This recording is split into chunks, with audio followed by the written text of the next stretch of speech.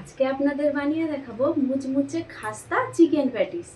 শেষ পর্যন্ত দেখতে থাকো কিন্তু। হ্যালো এভরিওয়ান, কেমন আছো তোমরা সবাই? মামির রান্নাঘরে তোমাদের সবাইকে জানাই স্বাগত। তো মা এখানে সবার ফার্স্টে ময়দার মধ্যে পরিমাণ মতো লবণ আর সাদা তেল দিয়ে ময়দায় ভালো করে ময়ম দিয়ে তারপর অল্প অল্প করে জল দিয়ে একটি ডো তৈরি করে নিয়েছে। তারপর 5 মিনিটের জন্য চাপা দিয়ে রেস্ট রেখে দিয়েছে।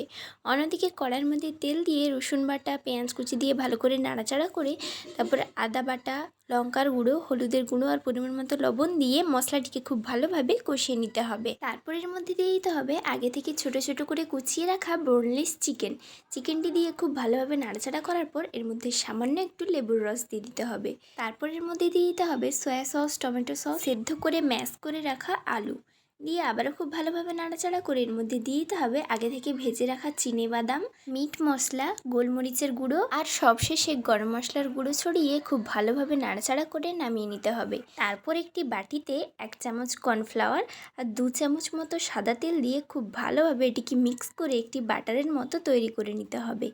তারপরে ময়দার ঢাকা খুলে ময়দা থেকে লেচি কেটে নিতে হবে। মা এখানে 6টা লেচি কেটে নিয়েছে, তা একে একে সবগুলোকে বেলে নিতে হবে। একটি পরেটা খুব ভালোভাবে বেলা হয়ে গেলে ওর মধ্যে দিয়ে দিতে হবে সেই আগে থেকে তৈরি করে রাখা কর্নফ্লাওয়ারের ঘোল আর ওপর থেকে একটু ময়দা ছিটে দিয়ে ওপর থেকে আরেকটি পরেটা দিয়ে দিতে হবে। এইভাবে একে একে একটি পরেটার উপর আরেকটি পরেটা দিয়ে খুব বড় করে হালকা হাতে বেলে নিতে হবে।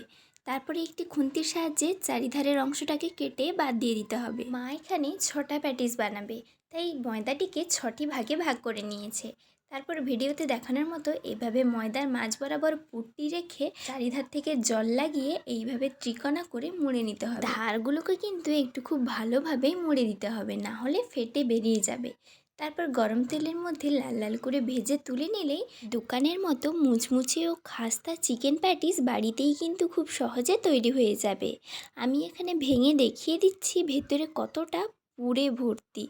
তো যাই হোক, খেতে দারুণ হয়েছিল। তোমরাও বাড়িতে একবার এইভাবে ট্রাই করো কিন্তু।